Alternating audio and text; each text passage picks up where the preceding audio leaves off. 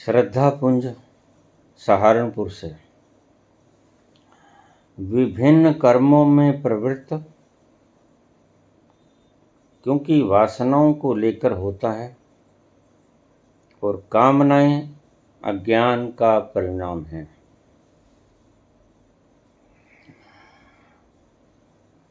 विभिन्न कर्मों में प्रवृत्ति अट्रैक्शन, इंटेगलनेस, लिप्तता क्योंकि कामनाओं को लेकर होती हैं। कोई इच्छा होती है तुम्हारे भीतर, इसलिए तुम किसी कर्म में प्रवृत्त हो जाते हो। कामना क्यों होती है? और कामनाएं अज्ञान का परिणाम है। बहुत सुंदर सूत्र है। कामनाएं अज्ञान का परिणाम है और कामनाओं के कारण तुम कर्म में प्रवृत्त होते हो। कोई भी कर्म करते हो कामनाओं के कारण करते हो। तुम रोगी हो, कष्ट उठा रहे हो। रोग क्या है ये पता नहीं, कष्ट की दवा क्या है पता नहीं। इसके कारण तुम कुछ ढूंढ रहे हो। क्या ढूंढ रहे हो? दवाई ढूंढ रहे हो। दवाई कहां से मिलेगी पता नहीं। तो अष्टावक्र कहते हैं कि ये जो कामनाएं उत्पन्न होती हैं और कामनाओं के कारण तुम किसी कर्म में इंटेंगल हो जाते हो, प्रवृत्त हो जाते हो। यह कामनाएं अज्ञान का परिणाम है।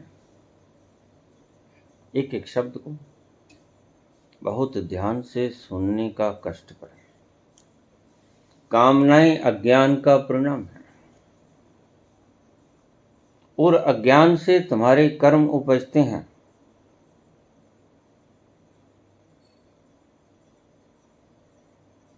इसीलिए जिस प्रकार विभिन्न यज्ञादि विहित कर्मों का किया जाना अज्ञान का फल है, ऐसी टेढ़ी चोट करते हैं अष्टावक्र। सुनार की छोटी सी हथौड़ी नहीं मारते, ये तो सीधा क्रेन ही पटक देते हैं आपके ऊपर। इन्होंने तुम्हें सजाना संवारना नहीं है, इन्होंने तुम्हारा मेकअप नहीं करना है, इन्होंने तो तुम्हारा अज्ञान नष्ट करना है। ये कहते हैं ये जो तुम यज्ञ कर रहे हो, यज्ञादि विहित कर्म कर रहे हो, यह भी अज्ञान का ही परिणाम है। ये जो तुम जप कर रहे हो, यह भी अज्ञान का परिणाम है। कोई तप, पूजा, विधि विधान,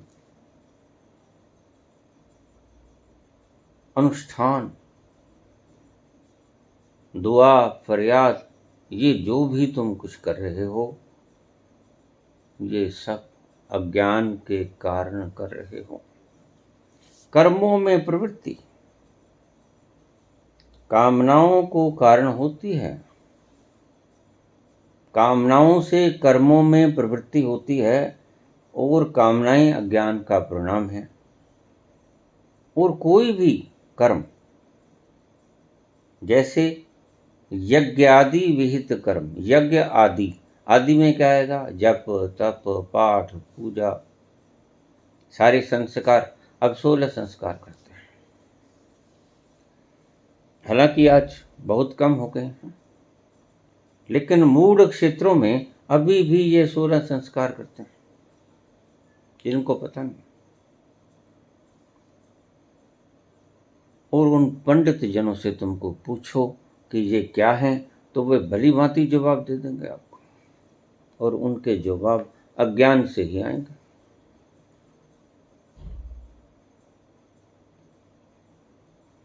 ये यज्ञोपवीत आदि धारण करना, ये मुंडन करना,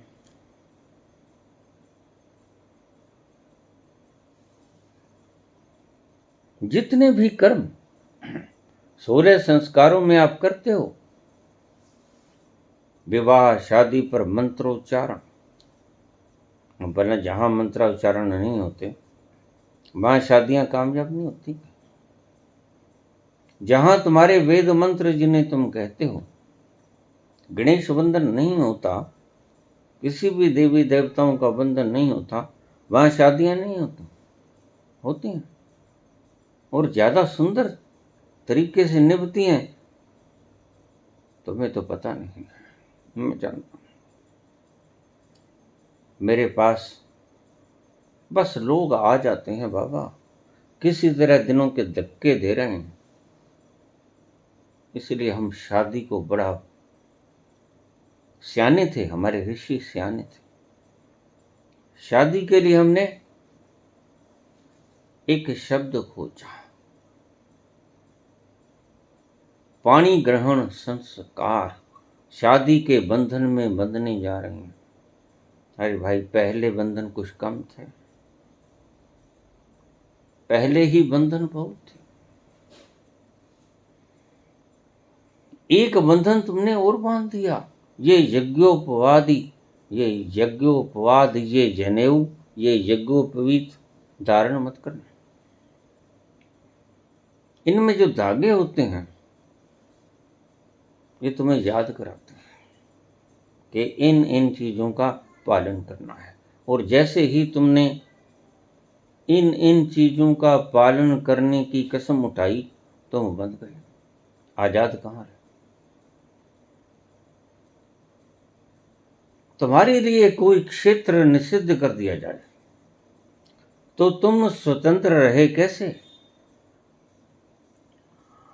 हम कोई बॉर्डर पार नहीं कर सकते, क्योंकि वहां सीमा किसी और देश की है। एक ही धरती को लकीरें खींचकर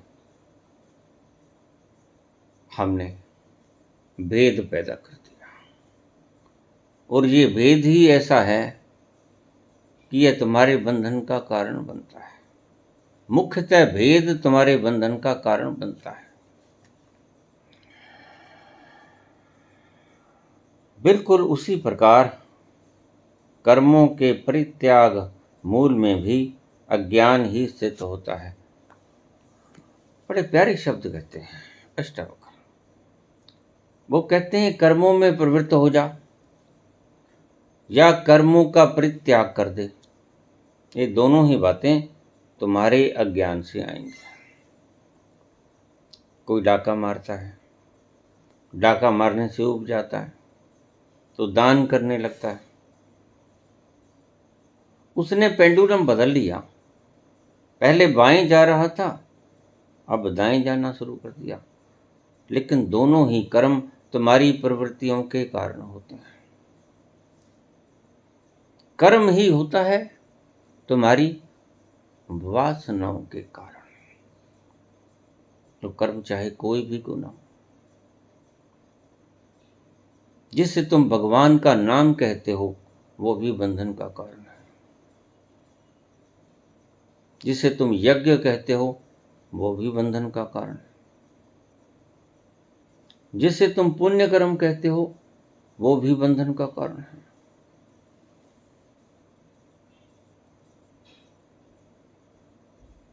बहुत से लोग मुझे कह देते हैं, बाबा क्या दान का भी परित्याग कर दें?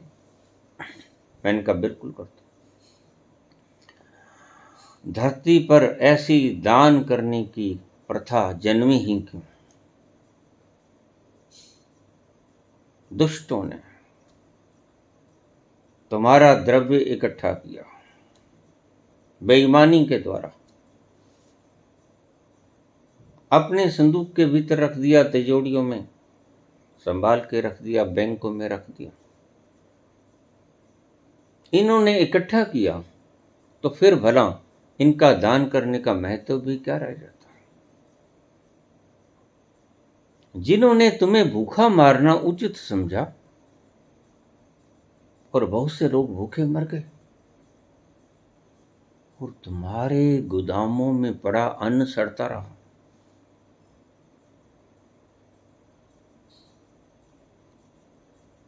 फिर तुम कहते हो बाबा ये अटैक आ गया, ये शुगर तंग करती है, ये ब्लड प्रेशर तंग करता है, ये कैंसर हो गया है, ये किडनी फेल हो गई है। तुमने अवश्य ही किसी के अधिकार पर डाका मारा होगा।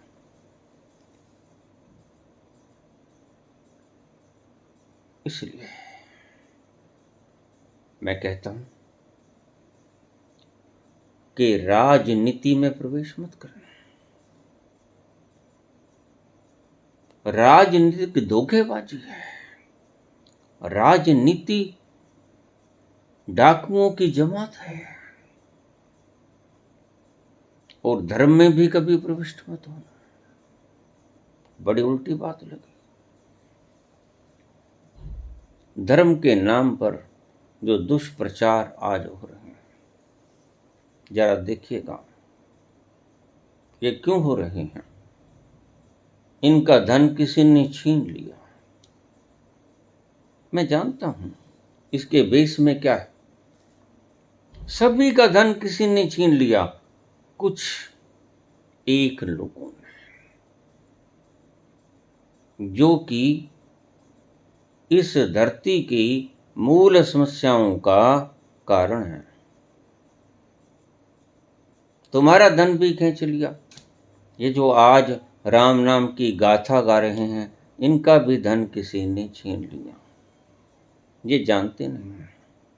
ये भी भूखों मरने की नौबत आ गई तो फिर दिमाग शरारती है। यह कुछ उपज करता है कि कुछ ऐसा छेड़छाड़ किया जाए जो आदमी के दिमाग से बाहर हो जाए, और लोग तुम्हें पूजने लगेंगे। लोग तो ऐसे पागल हैं कि झाड़ों को, जंडों को, पीपलों को पूजते हैं।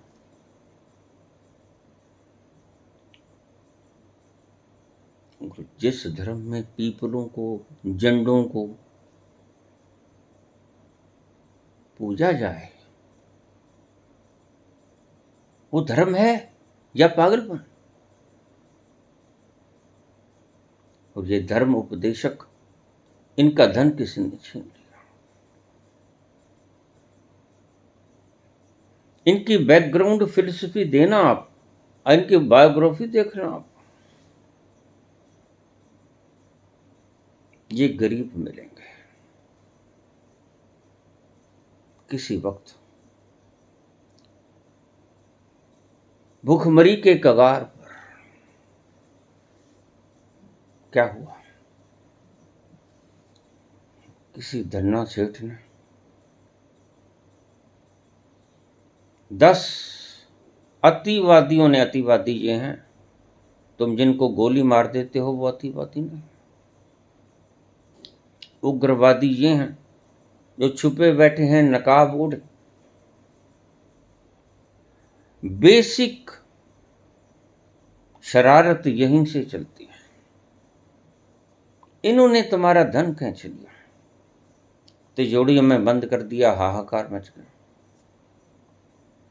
जो थोड़े से भी समझदार थे, जो तो बेचारे बिल्कुल बुद्धिहीन थे, जिन्हें बेईमानी करनी आती नहीं, वो तो उस परमात्मा के ऊपर छोड़ के बैठ गए। जो होगा ठीक होगा, सब्र करके बैठ गए। और जिनमें सब्र नहीं था, उन्होंने कोई उपाय खोजने शुरू कर दिया। बस कुछ भी कर लिया, कुछ भी कर लिया। तो शास्त्र बना दिए, कोई हाथ में से बबूत निकाल रहा है, कोई आपके जीवन का वृतांत सुना रहा है, कोई आपका नाम बता रहा है। भला आप अपना नाम नहीं जानते क्या? कोई आपके बाप का नाम बता रहा है और इसी से ही सिद्ध बना जा रहा है।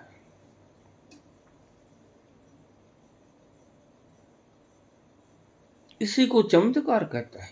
और मैंने कल के प्रवचन में बोला था कि बाबा कहते हैं चमत्कार होता है शर्म खंड में, वहां देखिए चमत्कार।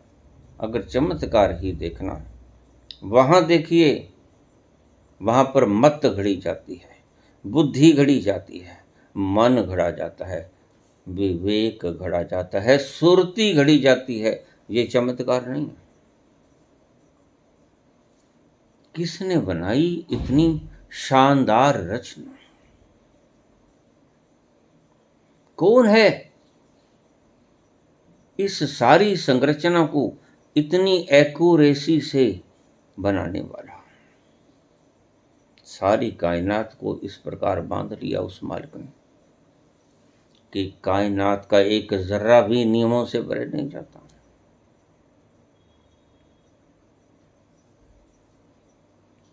रात भी ऐन वक्त पर होती है और सुबह भी ऐन वक्त पर आता है। राती रुत्ती थित्ती वार, रात होती है, रुतें आती हैं, 6 ऋतुएं आती हैं, तिथि बदलती है, वार बदलते हैं, सब उसकी बनावट का हिस्सा है। ये सब चमत्कार ही तो है। और इतने बड़े चमत्कारों को आप कभी प्रणाम नहीं करते। हमारे सूर्य नमस्कार का एक आयोजन था, सुबह उठकर सूर्य को नमस्कार करते थे। उसके कुछ वैज्ञानिक कारण भी थे, लेकिन उसका मूलभूत कारण ये था कि सूरज से हमें प्राण ऊर्जा मिलती है और ये कोई चमत्कार से कम नहीं।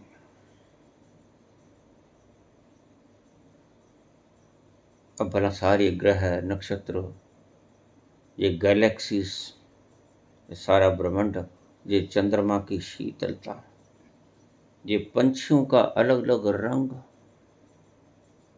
ये कलरव नृत्य,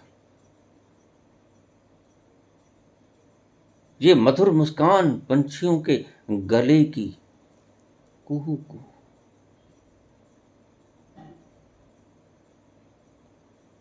ये पंखों का फैलना आसमान में, ये मिट्टी में से फूलों का सुगंध बखेरना। मिट्टी को सूंघो, उसमें कोई सुगंध नहीं आई, लेकिन फूल सुगंध कहां से पैदा कर? आप सारी धरती को खोज लो, सुगंध आपको कहीं नहीं मिलेगी।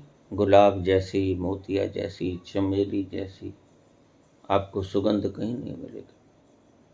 कहीं नहीं मिलेगी आपको चंदन जैसी खुशबू। कहां से आई? धरती में तो कहीं भी नहीं। देख लो आप, धरती को हजारों फीट तक खोदा गया, लेकिन उनको सुगंध कहीं दिखी ही नहीं। यह बेजान रोटियां तुम्हारे भीतर ऊर्जा का संचार करते हैं। ये चमत्कार नहीं। जरूर ही अगर कोई तुम्हारे माँ बाप का नाम बताएगा, ये चमत्कार। जरूर ही अगर तुम्हें कोई तुमसे पूछकर या CID लेकर तुम्हें बता देगा कि तुम्हें कैंसर है, तो ये चमत्कार है। अगला काम तो ये कभी भी ना कर पाएगा। मैंने बहुत बार बोला है और मैंने चैलेंज भी किया। मैंने चैलेंज किया था कि ये 3 किलो की ईंट 1 इंच तक कोई खिसका दे तो मेरे पास चैलेंज का एक्सेप्ट करने वाले बहुत आ गए। हम कर देते हैं। मैंने कहा करो और छोड़ो 3 किलो को। अब मैं अपनी शर्त थोड़ी सी घटा देता हूं। तुम ऐसा करो, 1 किलो के बट्टे को, इसको ही हिला दो। है? हाँ, तुमने चैलेंज स्वीकार किया तुम्हें थोड़ी सी छूट और, क्योंकि इतना साहस तो किया। कहते कर देंगे। मैंने कहा अच्छा ऐसा करो, आधा किलो के बट्टे को। हाँ कर देंगे बाबा, तुम ऐसे करो, तुम 100 ग्राम के बट्टे को हिला दो। अरे बाबा कर देंगे। मैंने कहा तुम ऐसा करो, 1 रुपये के सिक्के में 8 ग्राम वजन होता है, तुम इसको ही 1 इंच ऊपर उठा दो। तो पिट गए। बाबा बाबा तो अपनी शर्तें और नरम करता जाता है, इतना दृढ़ विश्वास है। मैं जानता हूं किस कदर औकात है तुम्हारी, मेरे ही हाथ के छोड़े हुए परिंदे। अरे मैं तुम्हारी औकात को नहीं जानता तो और कौन जानता। तुम एक 8 ग्राम की पट्टी को छोड़ो, 8 ग्राम के 1 रुपये के सिक्के को 1 इंच की दूरी तक ऊपर ले आओ, नीचे ले आओ, आसपास किसी भी दिशा में ले आओ। और यह कोई चमत्कार है भी नहीं। ये भी कैसा चमत्कार? जिसकी कृपा का आह्वान करते हो, डिंडोरा पीटते हो, उसने तो गंधमार्दन पर्वत उठा लिया था, और वो तुम्हारे पास आकर तुम मूर्खों की बीमारी बताते हैं, इसी काम पर रखोगे इसे? ये गोलागिरी करवाओगे इस भगवान को? और देखिए हनुमान भक्त चुप करके सुनते रहते हैं। उन्होंने किसी ने भी इसको पकड़कर नीचे उतारने की चेष्टा नहीं की कि आ, बाकी तो बाद में करेंगे बात, तेरे हनुमान को ही बुला ले।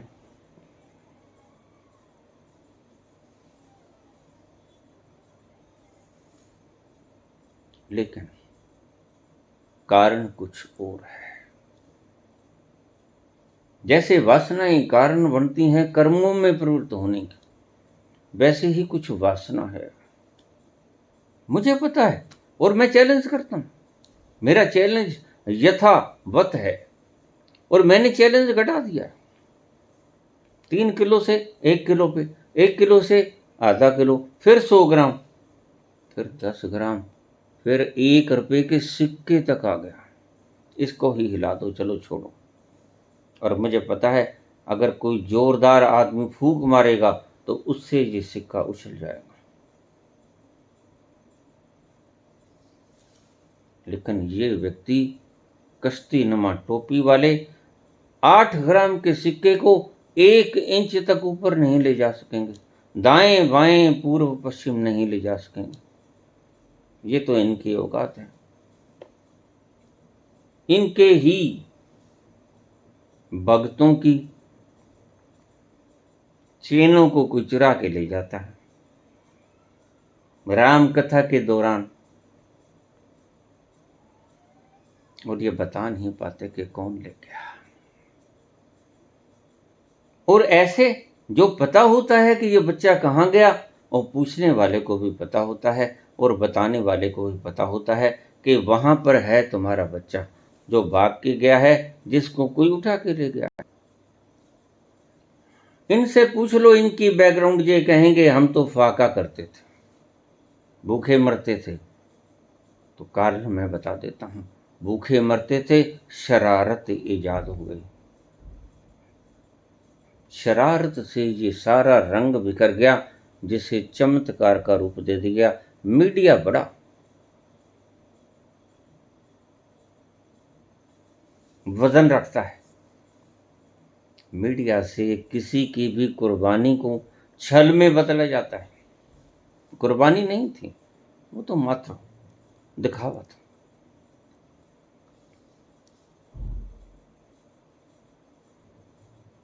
मैं अक्सर कहा करता हूं, जब मैं अगला जन्म लूंगा तो मैं जो पाठ्यक्रम पढ़ूंगा, अगर ऐसा ही रहा तो मैं पाठ्यक्रम में ये पढ़ूंगा किताब में कि महात्मा गांधी उग्रवादी टाइप का व्यक्ति था, और बेचारा नाथूराम गोडसे राम राम का भगत था। और नाथूराम गोडसे संध्या कालीन सभा बुलाया करता था, और संध्या कालीन सभा में इस दुष्ट महात्मा गांधी ने बेचारे राम राम जपते हुए वृद्ध नाथूराम गोडसे के सीने में 3 गोलियां उतार दी थी। और फिर महात्मा गांधी को फांसी लगा दी गई थी। मैं ये पढ़ूंगा, तुम देख लेना कैसे बदलेगा ये आज सड़कें बदल रही हैं और कल सब कुछ बदल जाएगा। उन पागलों को कुछ नहीं पता कि कुछ नहीं बदलेगा घटनाओं के बदलने से। जो कुछ कोई कर गया वो इसलिए नहीं कर गया कि आप उसको पुरस्कार दोगे। भला भगत सिंह, राजगुरु, सुखदेव फांसी पर लटक गए कोई पुरस्कार पाने के लिए? जंगे आजादी थी, बस मैं ना देख पाऊंगा, आने वाली संतति देखेंगी, और आने वाली संतति भी देख रहे हैं। नए नए हिटलर पैदा हो रहे हैं। हद की बात है, हद की बात है। इससे ज्यादा क्या राम बनोगे? सर्वोच्च पद जो होता है वो आपको सौंप दिया गया, और शर्म की बात है कि तुम अभी तक झूठ बोलते हो।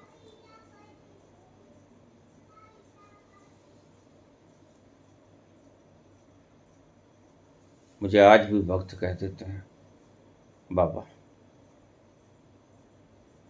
बहुत अच्छा हमारा पीएम है। मैंने कहा ठीक, अच्छा है तो अच्छा है, बुरा है तो बुरा है, लेकिन मेरे लिए ये गपोड़ है। जिस व्यक्ति ने अपनी छाती का नाप तक गलत बता दिया, दिखाए फीता लगा के दिखाए, ये झूठ नहीं। 140 करोड़ लोगों से झूठ बोलना इतने बड़े स्टेटस के व्यक्ति को शोभा देता है। झूठ बोलकर जो व्यक्ति इतने बड़े सिंहासन पर आरूढ़ हो गया, वह क्या गुल खिलाएगा तुम देख ही रहे। लेकिन आंख नहीं खुलेगी, भक्त लोगों की आंख नहीं खुलेगी। तो किसी ने छीन लिया इनका धन, वहां से शुरुआत हुई इनके दिमागी की शरारत की। तो इन्होंने नए नए फार्मूले खोज लिए, और नहीं तो राम कथा ही करो। इससे तो सभी भगत सिर हिलाने लगते हैं। और फिर कृष्ण कथा ही कह दो, ये डाकू है डाकू। तो फिर बाबा इनका इंतजाम क्या किया जाए? इनका इंतजाम यही किया जाए कि भाई अपनी रोटी पानी खा लो, फीस नहीं मिलेगी। आप करके देखो। फिर अगर मीरा की तरह इनके भीतर श्रद्धा का भाव आएगा परमात्मा के प्रति, तो नाचेंगे। लेकिन ये पैसा नचाता है, नाच मेरी बंदरिया पीसा मिलेगा।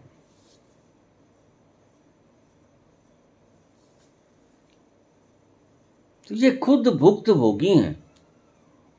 किसी धन्य सेठ ने इनका भी माल खींच लिया,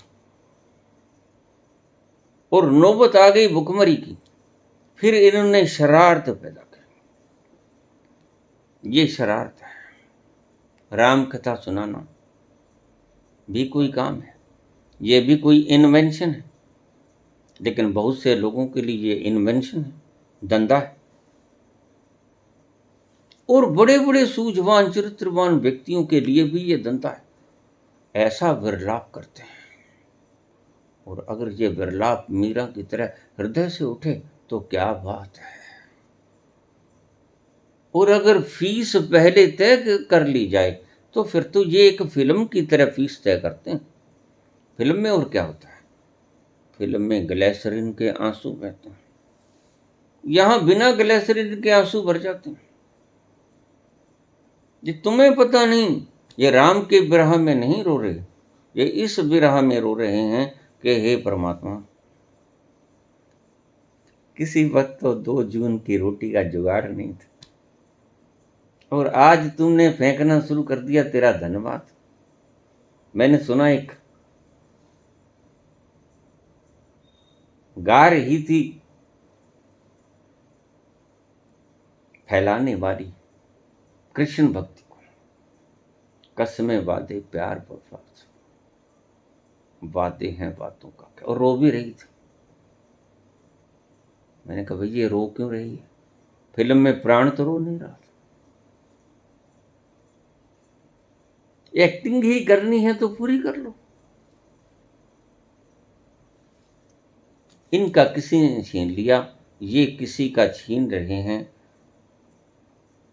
जरूरत तक महदूद रहकर चुप हो जाएं तो भी ठीक, लेकिन आगाज किया उसने जिसने पहले, सबसे पहले जिसकी नीयत खराब हुई, जिसने औरों का माल तिजोरी में बंद किया।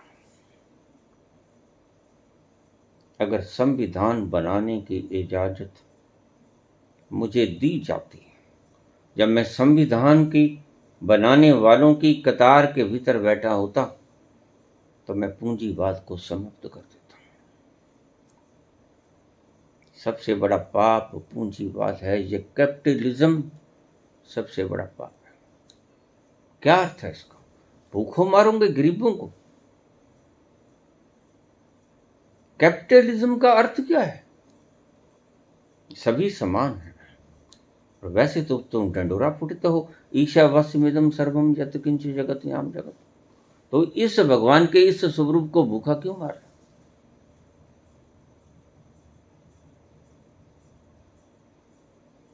नहीं, गरीबों को अपना हक मांगना होगा।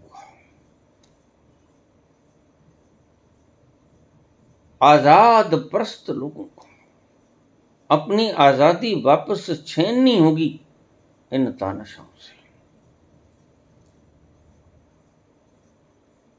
ये क्या दे सकते हैं? तुम्हें डराएंगे, धमकाएंगे। मैं कल भी बोल रहा था, भ्रष्टाचार को समाप्त करना बड़ा सुंदर काम है, लेकिन भ्रष्टाचार से मुक्त पहले अपनी पीढ़ी के नीचे सोटा मार के देख लो कि हमारी पार्टी में दूसरी पार्टियों से गंगा स्नान कर कर इस पार कितने आए हैं। कहीं ऐसा तो नहीं है कि तुमने इनके गले कस दिए हों ईडी और सीबीआई से, और गले कसते देखकर ये अपनी जान बचाने के लिए गंगा स्नान करके इस पार आ गए। तो सबसे पहले तुम्हें इनके हिसाब किताब मांगना होगा। और ये जो नई सरकार आएगी पता ही, आज नहीं कल आएगी। सभी से हिसाब मांगेगी। और मैं चाहता हूं कि एक काम जरूर कर दे, सभी को रोटी नसीब करते हैं, और अपनी फोटो लगा के नहीं, ये उनका अधिकार है। जैसे कोई बच्चा किसी घर में जन्म ले लेता है, उसकी प्रॉपर्टी का हुफ सुना आपने, HUF, हिंदू यूनाइटेड फैमिली, उसमें उसका अधिकार हो जाता है। जिसने हिंदुस्तान में जन्म लिया, जिसने इस धरती पे जन्म लिया, उसका अधिकार बनता है कि उसको बुनियादी सुविधाएं मिलें। और बुनियादी सुविधाओं से कहीं ज़्यादा माँ धरती हमें दे देती है। परमात्मा ने कोई कमी नहीं छोड़ी हमें देने में। हर तरह की चीज़, श्वास से लेकर, जल से लेकर, पेड़ पौधों से लेकर, मिष्ठान्न फल पदार्थों से लेकर सभी कुछ हमें प्रदान किया है, लेकिन इन डाकुओं ने तुम्हारे अधिकार को छुपा दिया है।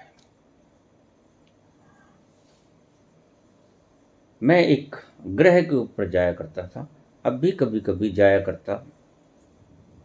मैंने कई बार इस बात का जिक्र किया है। वहाँ की ऐसी व्यवस्था शानदार है, वहाँ करेंसी नहीं है। काश ये धरती भी करेंसी विहीन होती, क्योंकि आप कनक को कितना स्टोर करोगे, लेकिन करेंसी को तो कितना ही स्टोर करो। फिर बैंक भरे पड़े हैं, बड़ी जगह है।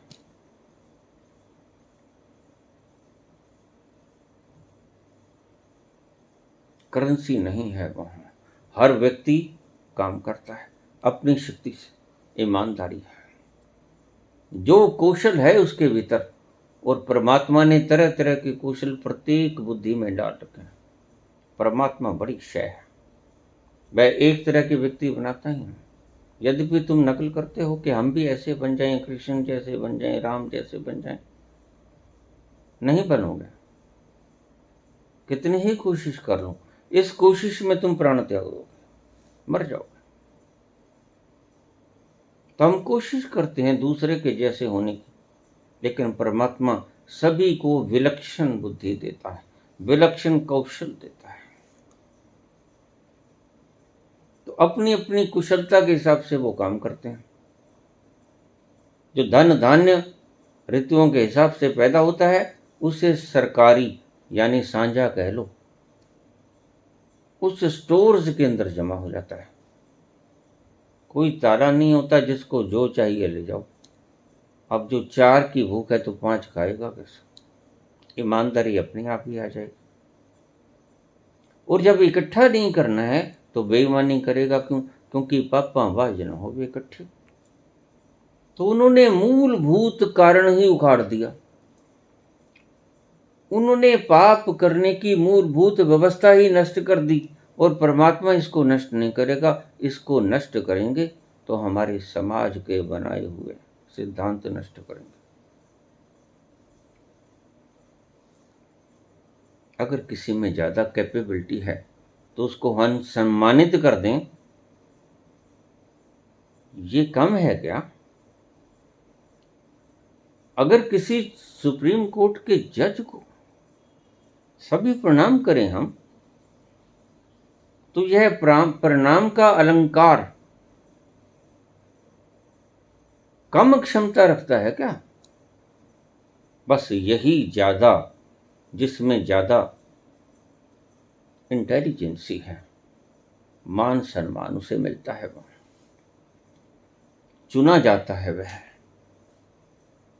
जो मैनेजर हैं, सिर्फ मालिक नहीं। यहां तो हम बनाते मैनेजर हैं, लेकिन मैनेजर कल को पता लगता है कि ये तो ओनर निकल आया, और हम कुछ नहीं करते। इसी तरह है तो क्रांतियां होती हैं।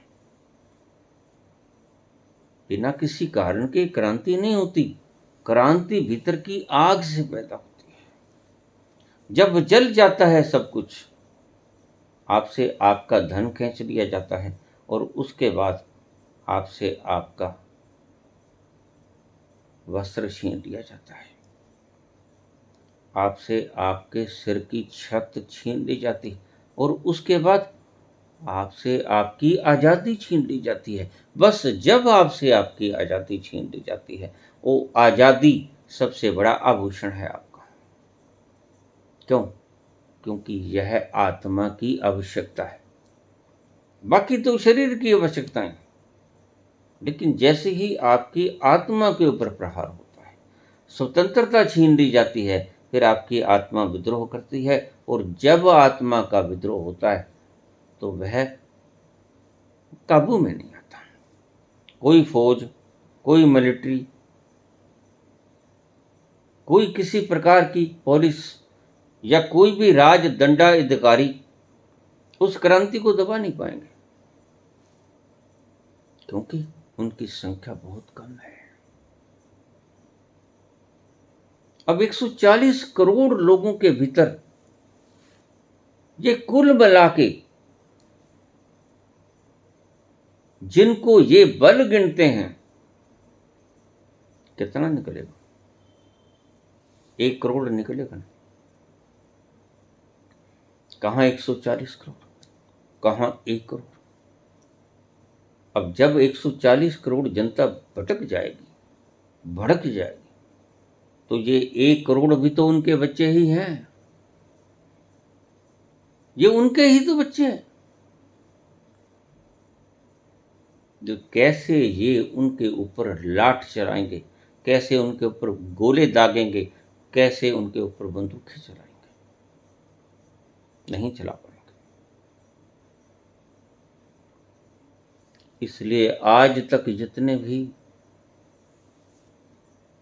तानाशाह पैदा हुए हैं, उस मुल्क की अगर वो तानाशाही को बर्दाश्त कर रही है, या तो आत्मा मर चुकी है। अगर जिंदा आत्मा है, जमीर जिंदा है, तो वह क्रांति करेगी ही करेगी, इसमें कोई शक नहीं। जैसे आज नॉर्थ कोरिया है, क्षमा करना, नॉर्थ कोरिया की पूरी आबादी आज एक दुष्ट की दुष्टता को झेल रही है। वो जो चाहे करता है, जो चाहे करता है, और इस तानाशाह का अंत होगा। तानाशाहों का अंत होता ही होता है। और आपने इतिहास जो पढ़ते हैं, उन्होंने देखा होगा इतिहास में तानाशाहों का अंत हुआ, और बहुत बुरी तरह से हुआ। आपकी जरूरत क्या है? आपकी जरूरत है आजादी। सबसे पहले आत्मा की जरूरत, लिबरेशन। हम कहते हैं, हमारे मुल्क में कहते हैं लिबरेट हो जाओ, मुक्त हो जाओ। ये मुक्ति क्या है? तानाशाही से मुक्त होना मुक्ति। जो चीजें आपके ऊपर हुक्म करना शुरू कर दें, वासनाएं तुम पे हुक्म करना शुरू कर दें, ये काम, क्रोध, लोभ, मोह, अहंकार, ये तुम पे हुक्म करना शुरू कर दे, तो तुम उनके गुलाम हो गए। और जैसे ही तुम्हारी आत्मा गुलामी महसूस करती है, वह विद्रोह करती है। इसकी गुलामी से मुक्त हो। शरीर तुम्हारा है ना, तुम शरीर हो नहीं, फिर भी तुमको ये गुलाम बनाने की चेष्टा हर वक्त करता रहता है। यही समझाते हैं अष्टावक्र। कैसे मुक्त हो जाओ इसकी गुलामी से, कैसे इसकी गुलामी को, जंजीरों को तोड़ दो। विभिन्न कर्मों में प्रवृत्त, क्योंकि कामनाओं को लेकर ही व्यक्ति होता है। कोई कामना होगी, अगर कोई व्यक्ति पीएम बनना चाहता है, सीएम बनना चाहता है, कोई जज बनना चाहता है, कोई वकील बनना चाहता है, तो पहले आएगी कामना, वासना। फिर वो क्रियान्वित करेगा कि कैसे इन वासनाओं को पूरी करें, और क्रियान्वित करने के बाद वह पाप भी करेगा। अपने लक्ष्य को पूर्ण करने के लिए वह सारे उपाय करेगा।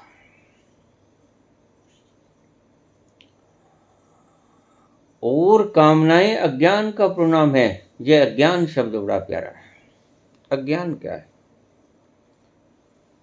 इस अज्ञान ने ही सारी मानवता को भटका रखा है।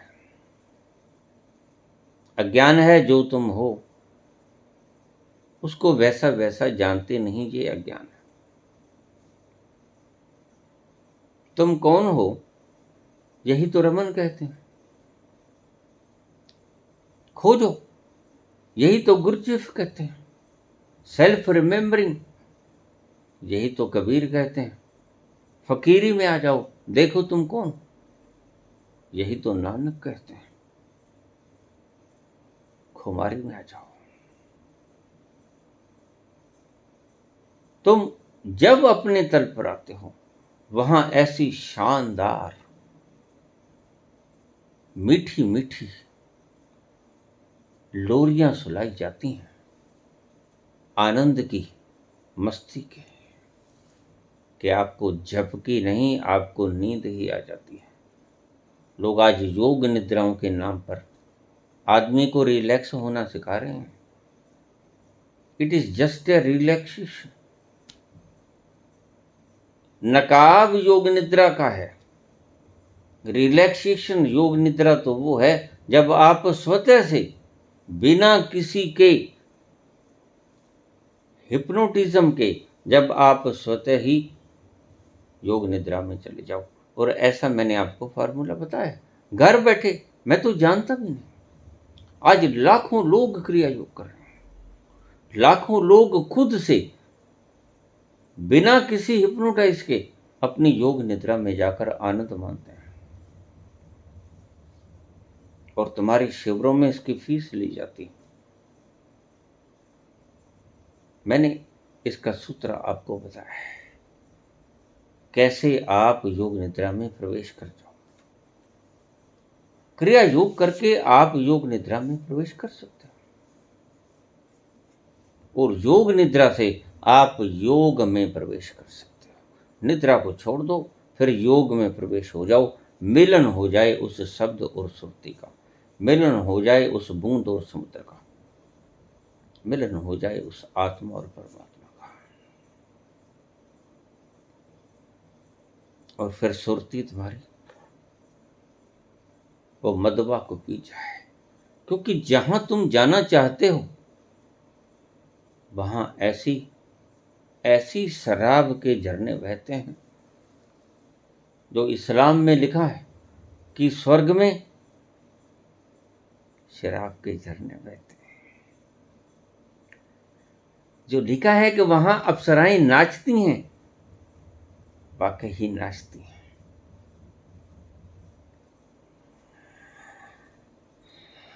केते राग परी सु कई, केते बावन हारे। कितने राग हैं वहां, कितने शानदार वाद्य यंत्रों से परिपूर्ण।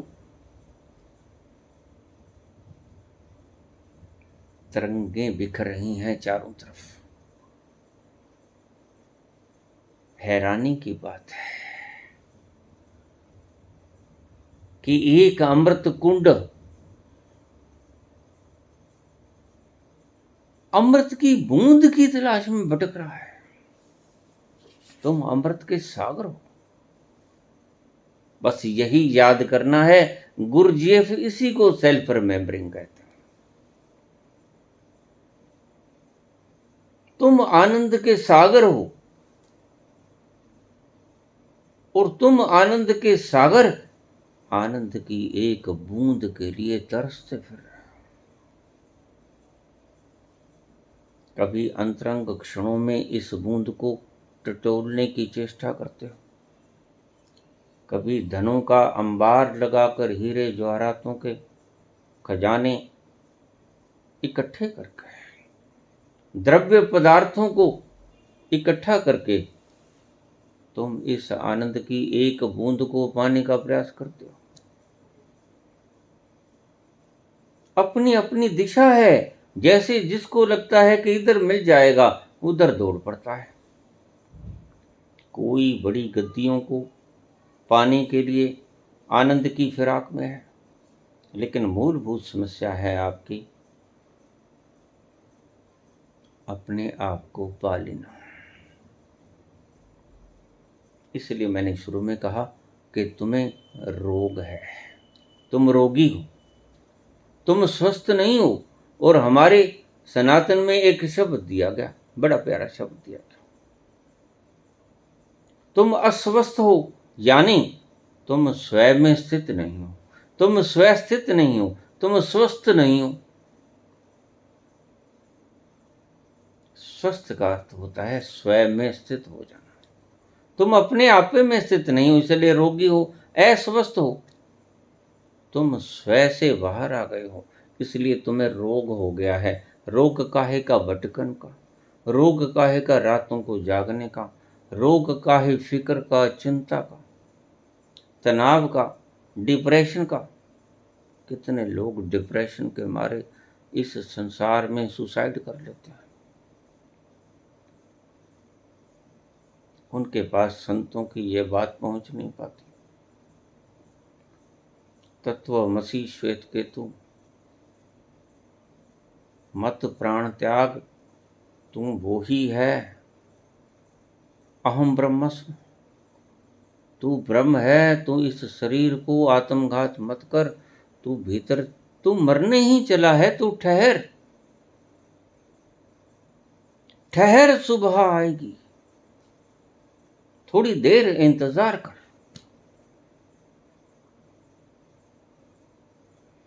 रात जितनी भी संगीन होगी, सुबह उतनी ही रंगीन होगी। रात जितनी भी संगीन होगी, सुबह उतनी ही रंगीन होगी। गम ना कर, गर है बादल घनेरा, किसके रोके रुका है सवेरा। रात भर का है मेहमां अंधेरा, किसके रोके रुका है सवेरा। मत मरो, मत आत्मघात करो। तत्वमसि श्वेत केतु, तुम ही हो जिसके बिना आत्मघात कर रहे हो। मरो मत, ठहरो। बादल घनेरा है, काले कड़कते घटाएं डराती हैं। सुनसान जंगलों में कोई सहारा दिखता नहीं। रात का समय, ये हवाओं की साए साए, ये तूफानों का इतना भयंकर गर्जन, बादलों की गड़गड़ाहट, चारों तरफ आपके वातावरण को भीषण डरावना रूप दे रहा है। आत्मा कंप जाती है तुम्हारी। कैसे गुजरेगा ये वक्त, बड़ा बोझिल हो जाता है मन मस्तिष्क तुम्हारा, और तुम्हें इससे निजात पाने का एक ही तरीका नजर आता है, मिट जा। अगर तू मिट जाएगा तो सब ठीक हो जाएगा। लेकिन भूल जाता है, तुम भूल जाता है। तत्वमसि श्वेत केतु, एको अहम द्वितीयो नास्ति, तुम ही हो और तुम उस आनंद खुमारी के खजाने हो। डूब जाओ उसमें जो तू है, और उसमें डूबने की ही तुम्हारी इच्छा थी, तुम्हें पता ना चला। तुम्हें पता ना चला कि मैं किस तलाश में मारा मारा फिर रहा हूं। तुम्हारा भीतरी अस्तित्व तुम्हें हर पल पुकारता है। देखो, यह अनंत की नाद की आवाज सुनो, ये तुम्हें पुकारती है, आ जाओ, आ जाओ हमारी बाहों में। हम आस लगाए बैठे हैं, तुम वादा करके भूल गए। तुम मेरे ही अंश हो। अनन्याश्चिंत्यन्तो माम ये जनः प्रयुपास्ते। तेषां नित्याभियुक्तानां योगक्षेमं वहाम्यहम्। तो मेरे में कूद जा, तू मेरा ही स्वरूप है, तू किसी अन्य की तलाश में मत भटक। मारा मारा फिर रहा है, मारा मारा फिर रहा है। इस स्वाद की एक बूंद के लिए क्या कुछ नहीं करता मनुष्य? और जरूरत और तुम्हारी नीड तुम खुद ही हो, ये बड़े मजे की बात है।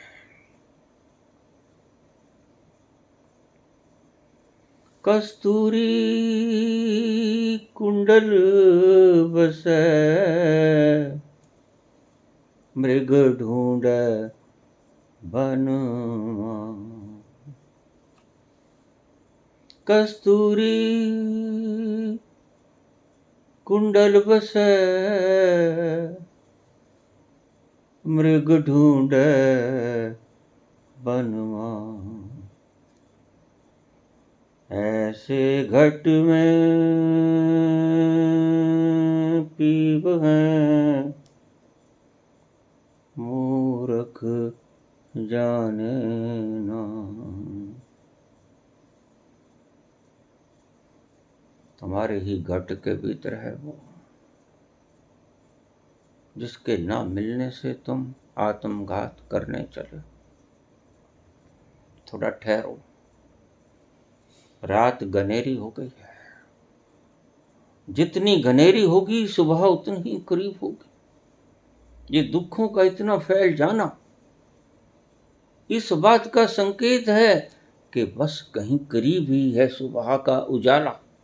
जल्दी ही सूरज दस्तक देगा, तुम घबराओ मत।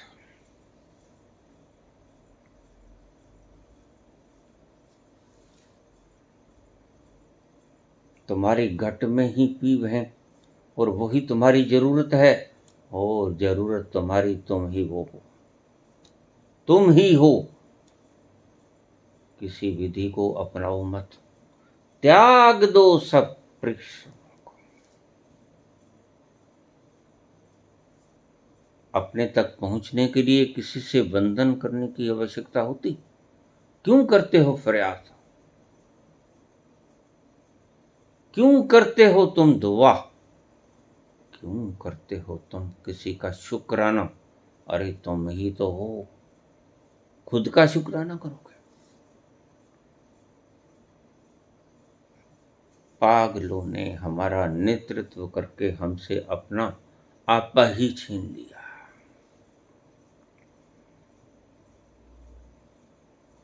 गुरु अपने बंधन में तुम्हें फंसा देता है। और गुरु कौन? गुरु वह नहीं जो कहे मेरे आश्रित हो जाओ, नहीं। गुरु कहता है सभी आश्रयों को त्याग कर दे, सर्व धर्मान परित्यज्य। धर्म क्या है? आश्रय। हिंदुओं का आश्रय हिंदू, इस्लाम का आश्रय मुसलमान।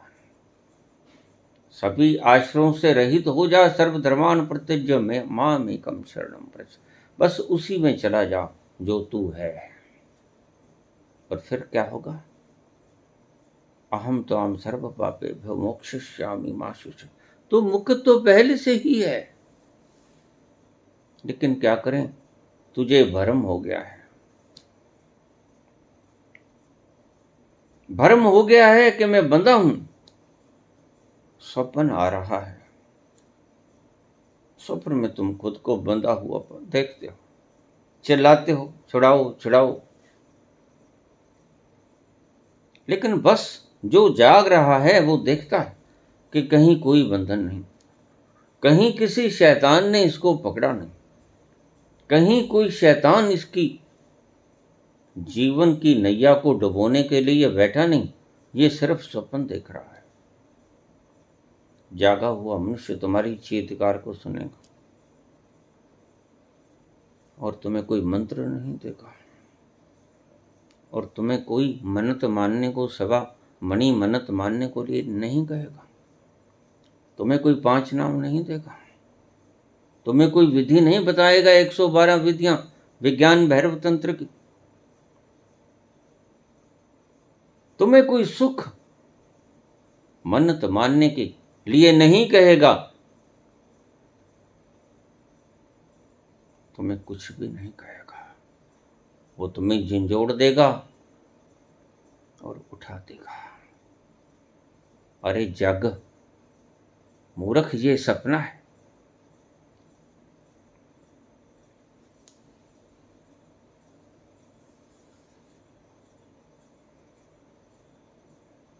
संग सखा सब तज गयो, कोई न निभ्यो साथ। संग सखा सब तज गयो, कोई न निभ्यो साथ। कह नानक, कह नानक, कह नानक सुन रे मना, एक टेक रघुनाथ। उसकी शरण में चला जा, सब छोड़ जाएंगे एक एक करके। कितने ही प्यारे हैं तुम्हारे, कितना मोह देते हैं तुम्हें, लेकिन सब छोड़ देंगे तुम्हें। एक दिन हंसा अकेला ही जाएगा, कोई साथ चलने वाला है नहीं। अष्टावक्र कहते हैं कि किसी चीज को छोड़ने का प्रयास भी मत कर, जप कर भी मत, और जप को छोड़ने का प्रयास भी मत कर। यह भी मूर्खता है, क्योंकि जप से जब कुछ मिलेगा ही नहीं तो जप के छोड़ने से क्या मिलेगा। सपना है, जप करना भी सपने में है और जप को छोड़ना भी सपने में है। तू क्या कर, तू कुछ मत कर, तू सिर्फ जाग जा, और जगाने वाला तेरे पास खड़ा है। जगाने वाला तुझसे झंझोड़ देगा। जब तू चिल्लाएगा, किसी बुरे स्वप्न को देखकर थर्राएगा, चीखें निकलेगी तेरे गले में से, तो गुरु पास खड़ा होगा। गुरु तुम्हें झंझोड़ देगा, जाग। अरे मूर्ख, तू जो भी देख रहा है सब सपना है। संग सखा सब तज गए, कोई ना निभ्यो साथ। कहे नानक इस विपद में, एक टेक रघुनाथ।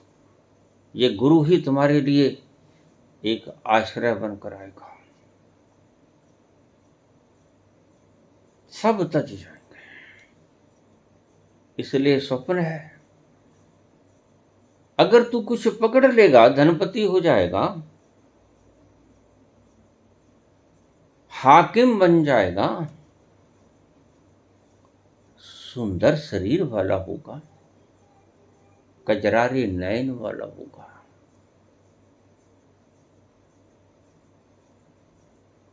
सुंदर सलोना मुखड़ा होगा, या कुरूप होगा,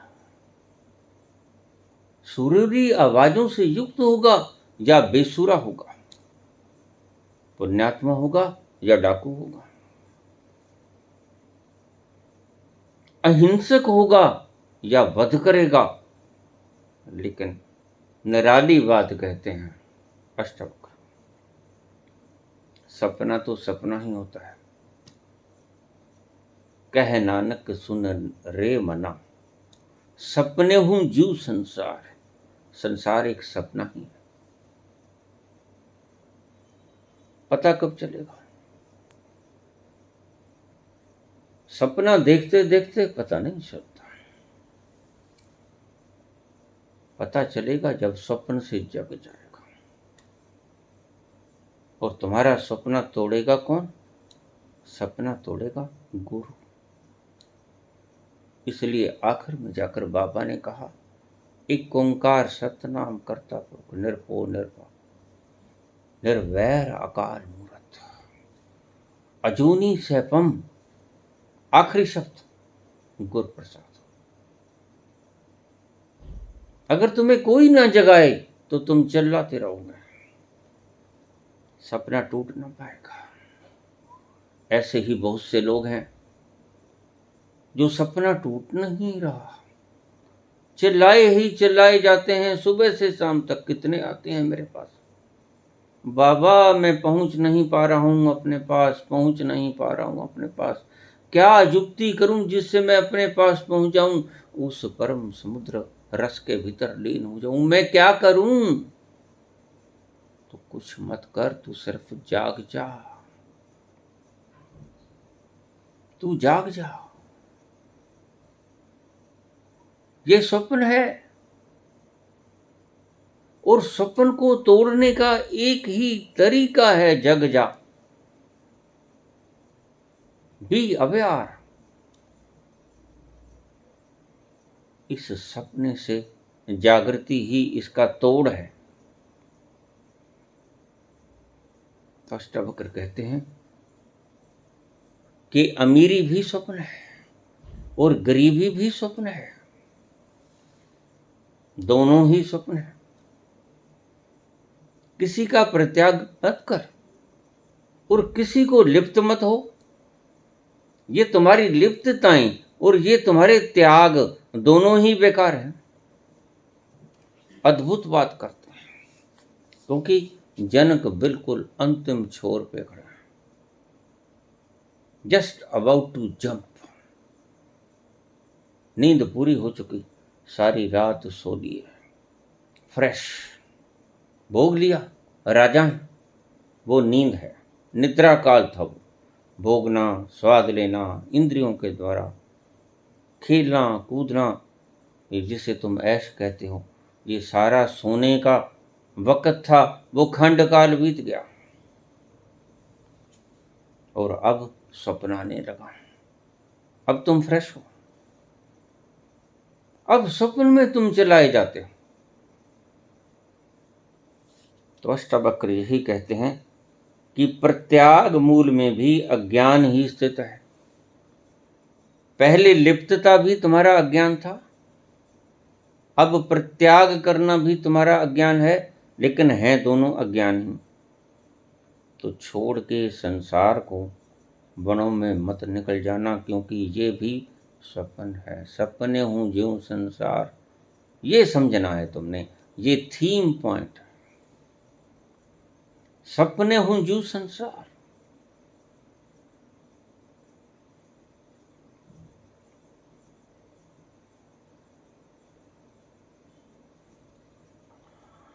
प्रत्याग भी मत कर, लिप्त भी मत हो, तो क्या कर, तू स्वस्थ हो जा, तू स्वयं में स्थित हो जा। तू रोगी है, तू अस्वस्थ है, तू स्वयं में स्थित नहीं है, इसलिए तू रोगी है, इसलिए तुम्हें दर्द हो रहा है। तुम स्वस्थ नहीं हो, तुम निरोग नहीं हो।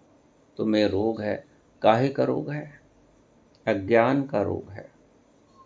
और अष्टावक्र कहते हैं यही अज्ञान तुम्हें चैन से सोने नहीं देता, चैन से जीने नहीं देता, ये तुम्हारे चैन को छीन लेता है। जिस घड़ी ये अज्ञान छिन जाएगा, उस घड़ी तुम चैन में आ जाओगे। विभिन्न कर्मों में प्रवृत्ति क्योंकि कामनाओं को लेकर होती है, और कामनाएं अज्ञान का परिणाम है। अज्ञान क्या है? तुम्हारा स्वप्न अज्ञान है। और इस अज्ञान के कारण विहित कर्मों में यज्ञ वगैरह करना, यज्ञादि करना भी अज्ञान का फल है। तुम यज्ञ करते हो, तुम राम राम राधे राधे करते हो, तुम नहीं जानते कि ये सिर्फ लिपियां हैं। जानवरों की कोई लिपि नहीं होती, जीव जंतुओं की कोई लिपि नहीं होती। ये राम राम लिपि है, ये राधे राधे कृष्ण कृष्ण लिपि है, ये टर टर भी लिपि है, सभी शास्त्र लिपियां हैं। तो क्या कहते हैं अष्टावक्र, कहते हैं इन लिपियों से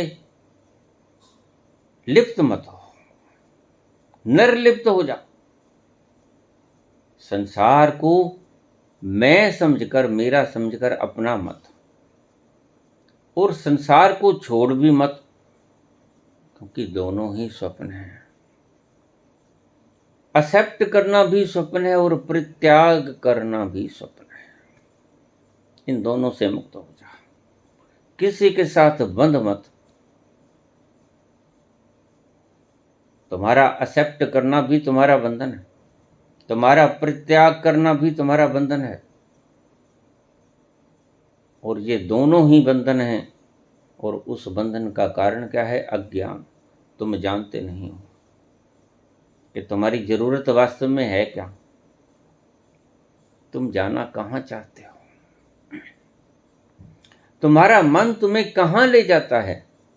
तुम्हारा मन निरुद्देश्य है, तुम्हारे मन का कोई उद्देश्य नहीं, कोई लक्ष्य नहीं है, लक्ष्य विहीन है तुम्हारा मन, क्योंकि मन अंधा होता है, मन के पास आंखें नहीं होती।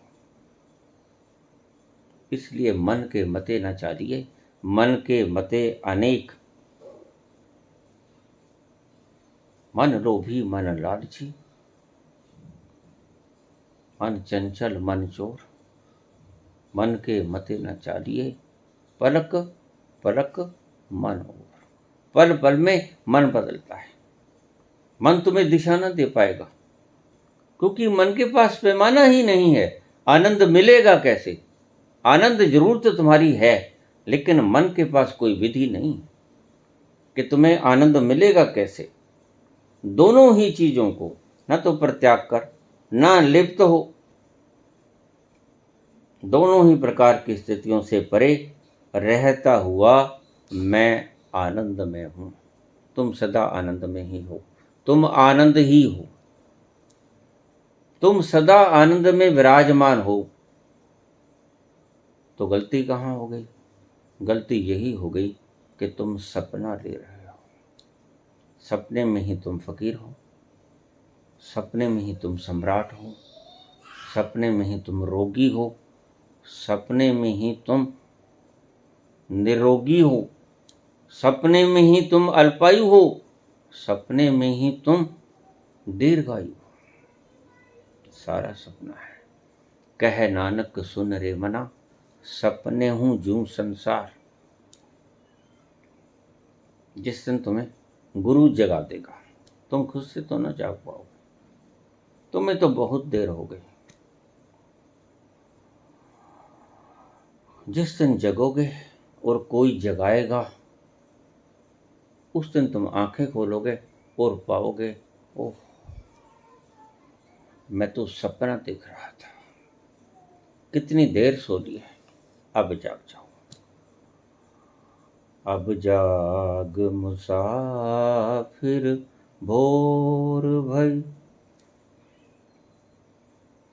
अब रैन कहाँ जो सोवत है। उठ जाग मुसाफिर भोर भई, ये रैन कहाँ जो सोवत है। जो सोवत है सो खोवत है, जो जागत है सो पावत है।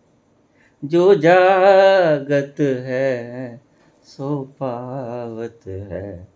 उठ जाग मुसाफिर भोर भई। धन्यवाद।